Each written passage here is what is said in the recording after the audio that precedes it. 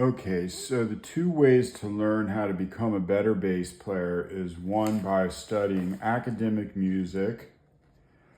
And the reason I study all this stuff is so that when I go to the second way, which is just to listen to your favorite music and try to play along, I have my YouTube music open. I use YouTube because I pay for YouTube Premium, so I get YouTube music for free. So if you're in iTunes, it doesn't matter which platform you use. I have it open and I have it basically queued up to where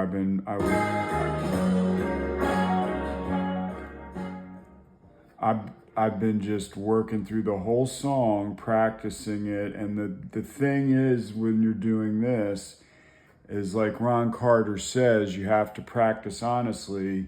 So the way I take that and my understanding is that if you're playing through it and you're not playing with the song and you're hitting wrong notes at the wrong time, then you got to stop, okay, pause button, go back and repeat.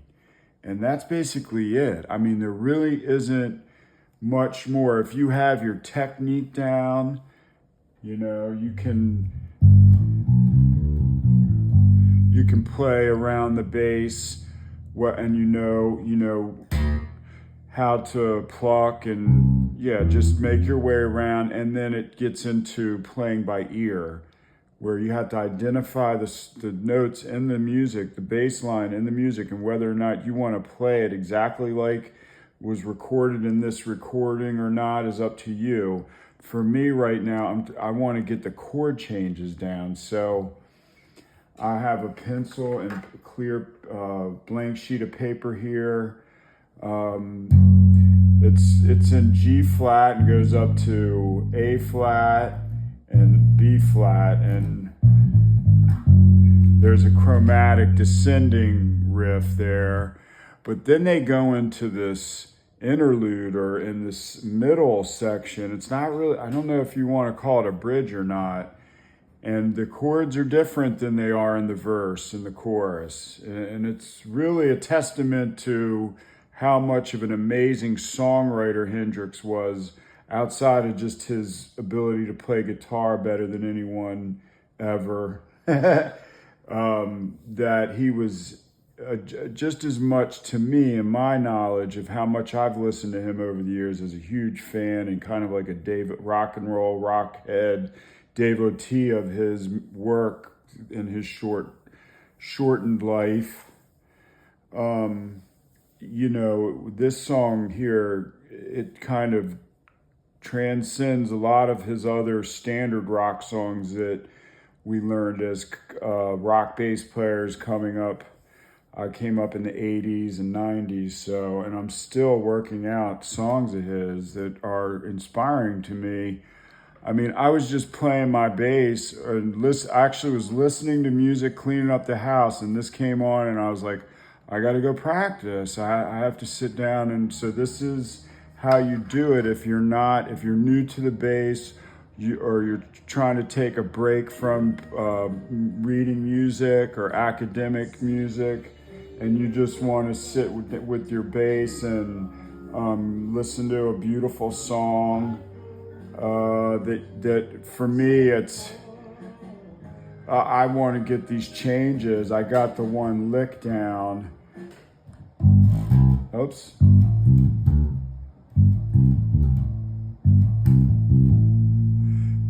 There's a point in the song where the bass player plays that. The reason I say bass player is because it could have been Hendrix playing the bass. I don't know. Probably not. Anyway, it's probably Billy Cox. So again, just getting used to like being honest with yourself, and don't go past, I mean, just the intro alone, the intro alone.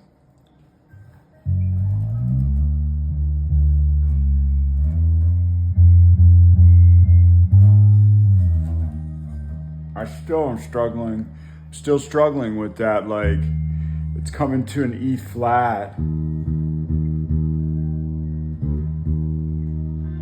And so I have to just pause and go back and play it over as if I'm like learning like it's a dance and the song is my partner and we're learning these moves, but the moves are on the bass. And for me, I'm working more of like, let's listen to the chord structure, the chord changes, the chord progression.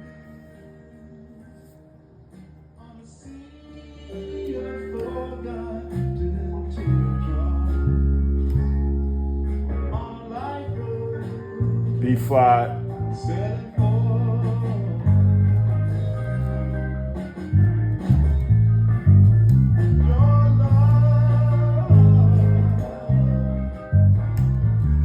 Yeah, so it goes from like A flat to G flat to G flat, sorry, B flat to A flat to C. So, and that's just one part of the song, okay? So the more you go back, and now I'm gonna go back to the very beginning and play and work this out. And I'm gonna write down the notes that I'm playing on the bass, and just like the letters. I'm not writing it on music notation or anything, just to work it out a little bit on paper so that when I come back, I can at least have a map to look at to start from. Oh yeah, that's right. It descends down, or it does this, or it starts out in this note, and then you have a little bit of a platform to work off of. So that's basically it. You read music, learn how to read music. If you're gifted like a lot of musicians are with a really good ear, and you don't have to read music and you just want to listen to the songs that you want to play, or maybe you want to make or write a song that's in this kind of style. This is like a really beautiful R&B ballad that Hendrix wrote.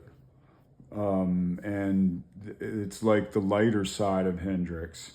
So, and that's just something, as far as the history of him and his music and his catalog, was something that he started to work on right before he passed away, was that he started to get into like a more broader spectrum harmonically, and then his style kind of went from this rock blues R&B to this whole other more original expression. So that's it for this video. I hope you learned something, and I hope you have a great day. Thank you very much for watching.